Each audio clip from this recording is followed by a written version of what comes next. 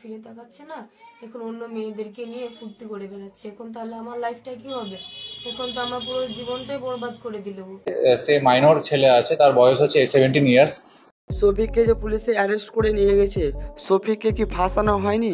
হ্যাঁ বন্ধুরা, অনেকেই আপনার শফিকের বিরুদ্ধে এই ভিডিওগুলি দেখেছেন, কিন্তু বন্ধুরা আজকের এই ভিডিও আমি কিছু গোপনীয় তথ্য আপনাদের বলতে চলেছি।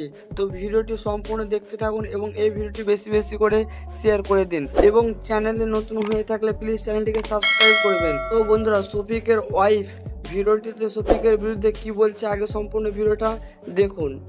ভিডিও হয়েছিল, হ্যাঁ ভিডিও করেছিল, কিন্তু সেই ভিডিওটা ও দেখে হঠাৎ পোস্ট করে দিয়ে বলে যে তুমি যদি আমাকে বিয়ে না করো আরো ভিডিও পোস্ট করবো, তোমার লাইফ বরবাদ করে দিবে।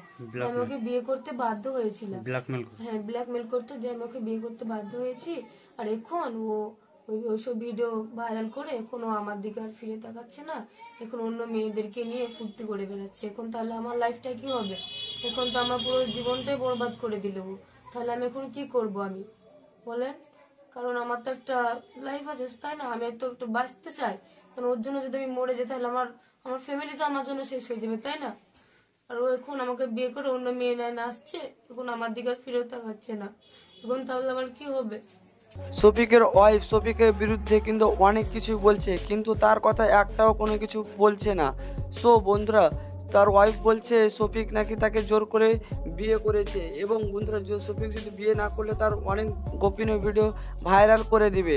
এবং এর আগে যে ভিডিওটা শফিকের কিসিং ভিডিও ভাইরাল হয়েছে, ওটা হয়েছিল একটা বাই মিস্টেক, যেটা শফিক নিজেই বলেছিল। আচ্ছা, আপনাদের মনে এটা কোশ্চেন জাগছে না, শফিক যদি তাকে জোর করে বিয়ে করে তাহলে তাকে 1 মাস পরে ডিভোর্স কেন দিতে চাইবে? তাকে ছেড়ে অন্য 2-3টা মেয়ের সাথে কেন রাত কাটাবে? এর সমস্ত ভিডিও কিন্তু আমাদের মাঝে ছড়িয়ে যাচ্ছে।